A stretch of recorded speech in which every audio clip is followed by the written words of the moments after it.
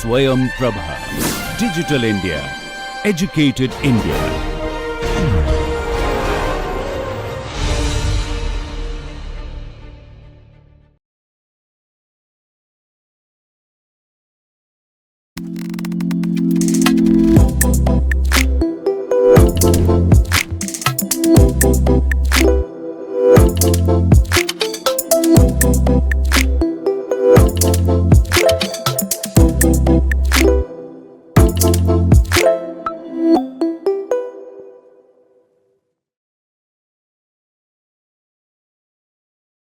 Hello everyone, I'm absolutely delighted to welcome you to the fourth lecture of week 1. Our topic, modernization theory, serves as a key framework in understanding societal progress. Think of it as a roadmap that guides us in examining how societies evolve, transitioning from agrarian traditional bound systems into the complex dynamic structures of the modern world. The lecture isn't just about dry academic theory, it's about making connections between historical changes, current developments, and the possibilities of the future.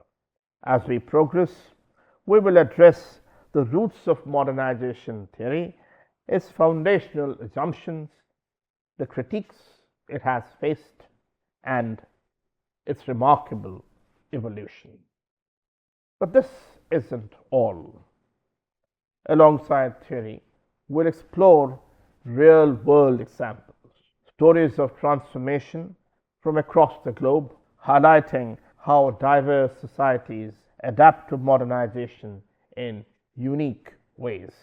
We will also discuss groundbreaking concepts like the weightless economy, which focuses on the power of knowledge and intangible assets, and the credible polity, which emphasizes governance that is both inclusive and transparent. So let us jump in.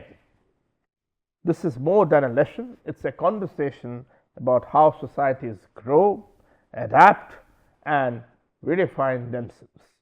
By the end of our session, I hope you will not only understand modernization theory better, but also think critically about its implication for the world in which we live today. Let us begin with a fundamental question. What is modernization theory? In its simplest form, modernization theory is a framework for analyzing how societies transit from traditional systems to modern ones. But what does this actually mean? Traditional societies are typically agrarian, reliant on subsistence farming, and organized around communal living. Governance often intertwines with religion, and progress is slow, influenced by long held customs and traditions. Modern societies, on the other hand, are characterized by industrialization, urbanization, secular governance, and innovation driven economies. Think of the bustling metropolises of today, Tokyo, New York, or London, as embodiments of this modern paradigm. To make this transformation more tangible, modernization theory examines change on two levels. The first is macrocosmic level. This is about individual transformation. Imagine a young woman in a rural village gaining access to higher education through a government scholarship. Exposure to new knowledge, technologies, and urban centers may shift her views on gender roles, career aspirations, and even familial responsibilities. Her transformation is emblematic of how individuals play a critical role in societal modernization. The second one is, of course, macrocosmic level. This focuses on large scale societal changes. Consider post World War II Japan, devastated by war. The country embarked on a journey of reconstruction and modernization. By investing in technology, fostering education, and reforming governance, Japan transformed itself into a global industrial leader within decades. This story exemplifies modernization at a national scale. The overarching goal of modernization theory is ambitious. It seeks to offer a universal explanation for societal evolution. Yet, as we will see, this universality has its limits. It doesn't always capture rich diversity of human experiences or the varied paths societies may take. Modernization theory is a framework that seeks to explain the transformation of societies from traditional agrarian systems to modern industrialized and urbanized ones. Central to this theory are two levels of analysis. On the macrocosmic level, modernization focuses on individual and community changes, how education, media, and urbanization shape the values and behaviors of people. On macrocosmic level, the theory addresses national trajectories, examining how economies, political systems, and social structures evolve over time. The goal of modernization theory is ambitious: to provide a unified explanation of social development processes that encompass economic growth, democratization, and societal evolution. However, this ambition also opens the theory to critiques, particularly concerning its deterministic assumption and Western centric lenses. Modernization theory emerged prominently during the late 1950s, gaining momentum through the 1960s and 1970s, a period characterized by significant intellectual shifts in the social sciences. This era witnessed the behavioral revolution, where scholars increasingly sought to apply systematic, empirical, and scientific methods to analyze societal processes and human behavior. Modernization theory reflected this methodological shift by offering a structured and overarching framework for understanding social evolution and development. The foundational ideas of modernization theory were shaped by key thinkers and their influential works. Walt Rostow's seminal book, The Stages of Economic Growth, a Non-Communist Manifesto, presented a linear and sequential model of development. According to Rostow, societies progress through pre-identified stages, ranging from the traditional society to the age of high mass consumption, culminating in economic maturity and industrialization. This model became a cornerstone of modernization theory, emphasizing a universal pathway of development. Similarly, Seymour Martin Lipset's groundbreaking work on political sociology explored the relationship between economic development and democracy. Lipset argued that higher levels of economic development, characterized by increased wealth, education, and industrialization, were conducive to the establishment and stability of democratic governance. His research established a correlation between socio-economic modernization and political institutions, further cementing the connection between economic progress and societal transformation. Another significant contributor, Daniel Lerner, examined the role of cultural and social changes in modernization. His work highlighted the synergistic effects of urbanization, increased literacy, and mass communication in fostering modern attitudes and behaviors. Lerner argued that these elements were critical in facilitating societal shifts from traditional to modern forms of organization and thought. Despite its groundbreaking ambitions, classical modernization theory encountered substantial critiques as it evolved.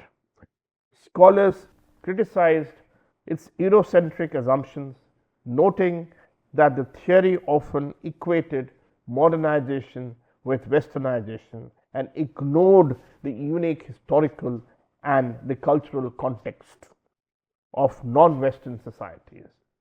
This bias led to the marginalization of alternative development pathways observed in the global south and indigenous communities.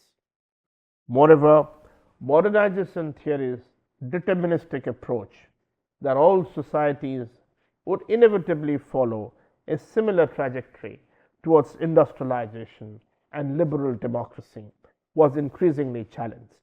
Critics argued that this perspective oversimplified the complexities of social change, disregarding the role of agency, historical contingencies, and global inequalities.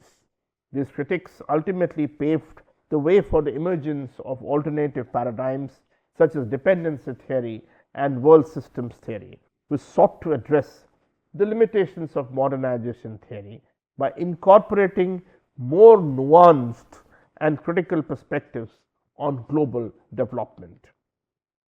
Classical modernization theory, a dominant framework in the mid 20th century social science, posits that societies naturally evolve from traditional to modern states through a series of progressive stages.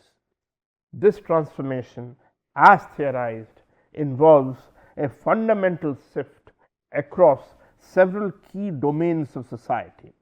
At the economic level, societies are believed to transition from agrarian based economies reliant on subsistence farming and local craftsmanship to industrial economies driven by mass production, technological innovation, and global trade.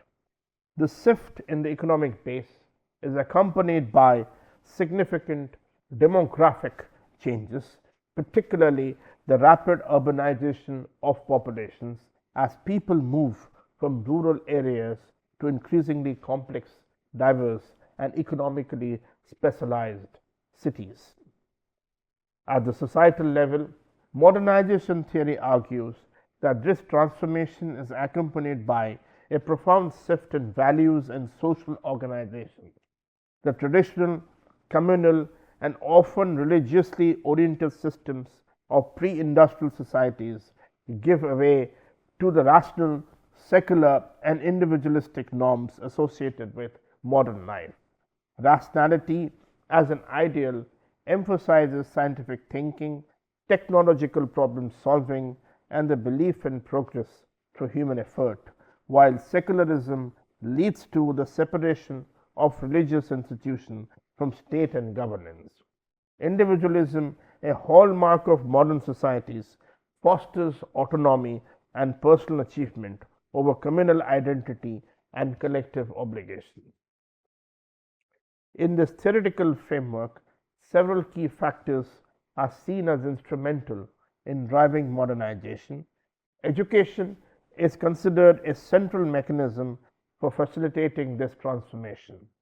Modern educational systems, with an emphasis on literacy, technical knowledge, and secular values, are thought to provide individuals with skills necessary to engage in modern economy and to support the development of a rational and secular worldview.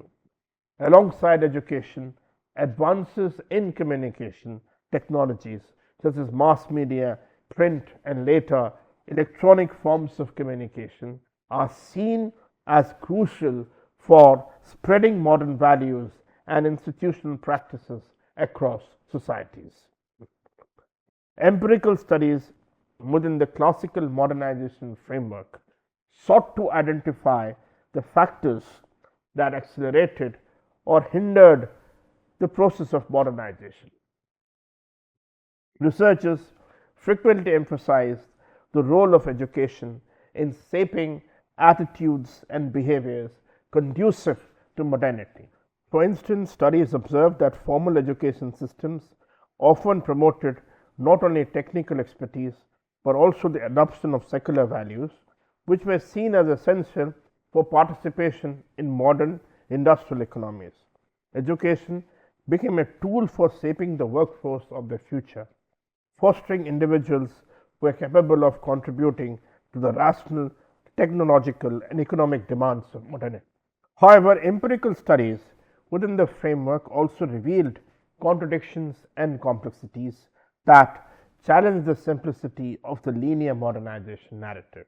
For example, Delacroix and Ragan's 1978 study critically examined how education, while promoting modernization in some areas, could also have paradoxical effects. Their findings revealed that schools often facilitated the adoption of secular ideologies, promoting values of rationality and progress that align with modernization. However, they also highlighted those other cultural institutions, such as cinema, media, and the arts, sometimes undermined these processes by transforming Western ideals that were not compatible with local traditions or societal structures. This tension between local cultural values and the imposition of Western modernity revealed the contradictions inherent in the process of modernization. These findings pointed to the nuanced and multifaceted nature of social change. While education and communication could catalyze modernization, other factors such as cultural resistance, social hierarchies, and external influences played significant roles in shaping the outcomes of modernization process.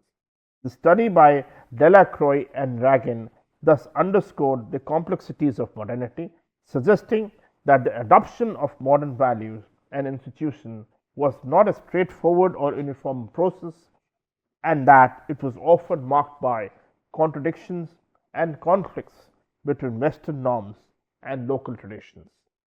This raised critical questions about universality of the modernization process and highlighted the importance of understanding development within specific cultural and historical context.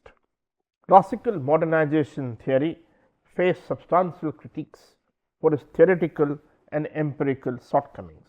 One of the most significant criticisms was its deterministic logic.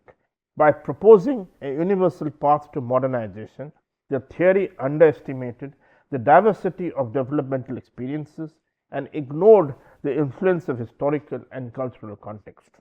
Critics argued that societies did not uniformly transition through Rostov stages, and non-Western countries often followed alternative paths that classical models could not explain. Additionally, the theory's Eurocentric perspective prioritized Western experiences of modernization, assuming that Western industrial societies represented an ideal endpoint. This bias was not only marginalized non-Western voices but also overlooked the challenges of imposing Western models on societies with different histories and cultural practices. As Portis aptly noted, modernization theory's logic appears deterministic and fails empirical scrutiny. Empirical studies further undermined the theory's credibility. For instance, while modernization theory suggested that urbanization and industrialization would lead to political stability and democratic governance, real world examples often contradicted these claims. Some countries experienced economic growth without democratization, while others achieved democratic transitions under entirely different circumstances.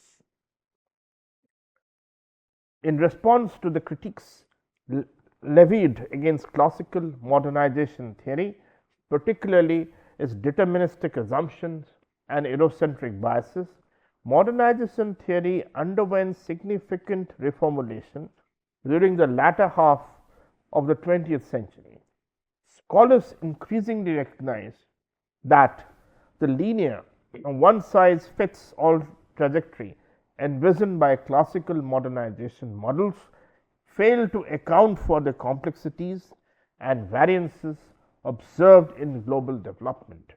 As a result, contemporary modernization theory shifted away from rigid deterministic frameworks in favor of more flexible approaches that acknowledge the role of contingency, historical context, and local variations in shaping social and economic change. This reformulation embraced stochastic models of modernization, which incorporate the understanding that social change is not predetermined or uniform, but rather is subject to chance, uncertainty, and the interplay of multiple, often unpredictable factors. Unlike the earlier deterministic models that suggested all societies would inevitably follow a singular path towards industrialization, urbanization, and democratic governance, the new approach recognized that the outcomes of modernization process depend heavily on specific social, cultural, economic, and political context. These stochastic models emphasize that societies could experience diverse pathways to modernity, influenced by the unique historical circumstances, cultural traditions, and institutional arrangements. Central to this revised framework were two key concepts that reflected the theory's shift towards addressing contemporary challenges and incorporating interdisciplinary insights: the weightless economy and the credible polity. Both concepts marked a departure from earlier modernization paradigms by integrating new developments in economies, political science, and sociology, as well as responding to the global transformation of the late 20th century, including the rise of information technology, global markets, and the complexities of governance in an increasingly interconnected world. Now, what is weightless economy? The weightless economy highlights the role of intangible assets, such as knowledge and information, in driving economic development. Unlike traditional industries that rely on physical resources, the weightless economy thrives on the creation and dissemination of ideas, software, and data. This concept underscores how knowledge grows through use, exhibiting what scholars call a comedy of commons, where shared resources multiply rather than deplete. Examples of the weightless economy abound in contemporary society. Silicon Valley serves as a prime illustration of how clustering knowledge-based industries can spur innovation and economic growth. Similarly, the proliferation of digital platforms and software demonstrates how demand aggregation, the ability to pool and utilize knowledge effectively, is crucial for success. As Qua observed in 1996, knowledge is cumulative, leading to exponential growth. This cumulative nature of knowledge not only drives economic expansion, but also transforms societal structures, enabling new forms of social and economic organization. Now, the concept of credible polity addresses the role of governance in modernization. A credible polity is defined as a government that ensures transparency, inclusivity, and protection of property rights. Such a polity fosters trust among citizens and investors, creating a stable environment for economic and social development. Key features of a credible polity include minimal barriers to political representation and a governance structure focused on maintaining credibility and accountability.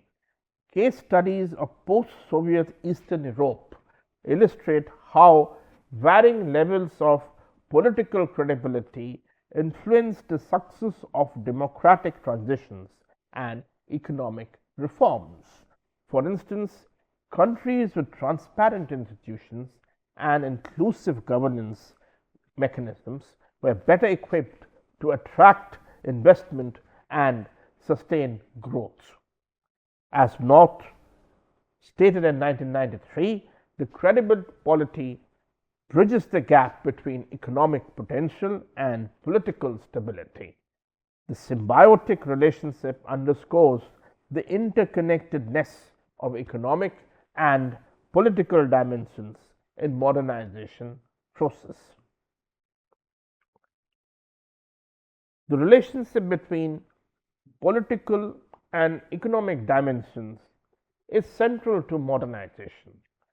Political stability creates an environment conducive to economic investment, while economic growth enhances political credibility. This dynamic highlights the importance of integrating governance and economic strategies in modernization efforts. South Africa's post-apartheid transition illustrates how political reforms can spur economic progress. After decades of apartheid, the country's shift to democratic governance under Nelson Mandela provided political stability and legitimacy. This helped attract foreign investment and fostered economic growth despite ongoing challenges like inequality and unemployment. The political reforms laid the foundation for social and economic development, demonstrating the link between political stability and economic success. These examples emphasize the need to integrate political stability and economic strategies for successful modernization. Political legitimacy and inclusive governance create an environment where economic development can thrive, while economic growth reinforces the credibility of political institutions. The interplay between these dimensions is crucial for achieving sustainable and equitable development in modern societies. Despite its potential, modernization faces significant challenges. Cultural resistance often hinders the adoption of modern values and institutions, particularly in societies with deep rooted traditions. Structural barriers such as economic inequality and weak institutions further complicate modernization efforts. Historical examples highlight these challenges. In 14th century China, the potential for industrialization was stifled by a centralized monarchy that restricted consumer demand. This missed opportunity underscores the importance of aligning governance with societal needs to facilitate modernization. Balancing modernization with cultural preservation remains a critical challenge. Policymakers must navigate these tensions carefully, ensuring that modernization efforts respect and integrate local traditions and values. Germany's reunification after the fall of the Berlin Wall in 1989 offers a compelling example of political and economic modernization. The integration of East and West Germany involved merging two distinct systems, the capitalist West and the socialist East. The process required substantial reforms as East Germany's state run economy was outdated compared to West Germany's advanced market oriented system. The reunification included investment in infrastructure, education, and social services to bring the East up to par with the West, fostering economic growth. Over time, this integration led to economic development, especially in the eastern regions, as Germany capitalized on political unity and access to the European Union. While social cohesion remains a challenge due to ongoing disparities, the reunification demonstrates how political and economic integration can drive modernization and growth.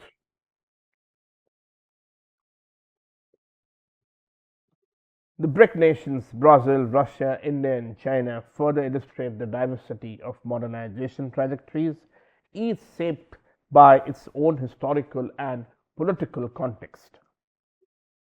Brazil has pursued gradual economic liberalization and political democratization. Economic growth has been fueled by natural resources and industrialization, but challenges such as inequality and environmental concern remains, especially in the emerging. Russia transitioned from a Soviet style economy to a market oriented system after 1991. Under Vladimir Putin, Russia adopted state capitalism, regaining influence globally. However, it still faces economic challenges, relying heavily on oil and gas exports, and its political system remains authoritarian. India has modernized through economic liberalization and democratic governance. The country's IT and service sectors have spurred growth, but poverty, corruption, and regional disparities persist. India's democracy, despite its flaws, has fostered political pluralism. China has experienced rapid modernization through market oriented reforms and state control. With robust infrastructure and manufacturing base, China's authoritarian model has allowed efficient implementation of economic strategies, though it faces criticism for human rights and political repressions. The experiences of the BRIC nations highlight the importance of context sensitive approaches to modernization.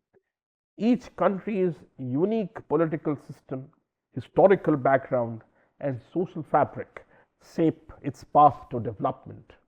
These cases demonstrate that modernization is not a uniform process, rather, it requires tailored strategies that account for local context and challenges. Thus, understanding the diverse paths to modernization is key to fostering sustainable and inclusive development.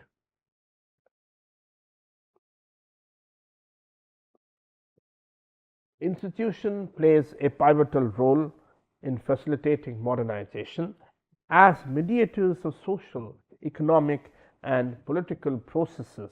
They provide the stability and predictability necessary for sustained development. Interdisciplinary approaches that integrate insights from sociology, economics, and political science are particularly valuable in understanding institutional dynamics. Acemoglu and Robinson's work on the role of institutions in development underscores their significance. By emphasizing the interplay between inclusive institutions and economic growth, their research provides a framework for analyzing modernization processes in diverse contexts.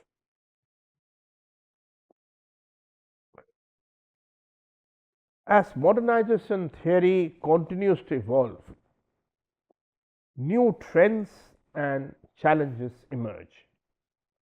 Sustainability has become a central concern, with increasing emphasis on integrating environmental considerations into modernization efforts. Similarly, the rise of artificial intelligence and digital technologies presents both opportunities and challenges for social transformation. Future research must adopt a multidisciplinary perspective, addressing the complexities of modernization in a globalized world. Cross cultural studies are particularly important for understanding non Western modernization experiences and developing adaptive frameworks. Modernization theory has come a long way since its classical origins. While early formulations offered a bold vision of societal evolution, they often fell short in accounting for the diversity and complexity of real world processes.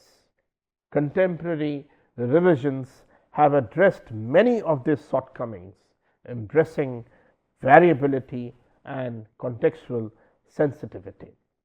Key concepts such as the weightless economy and credible polity provide valuable tools for analyzing modernization in the 21st century.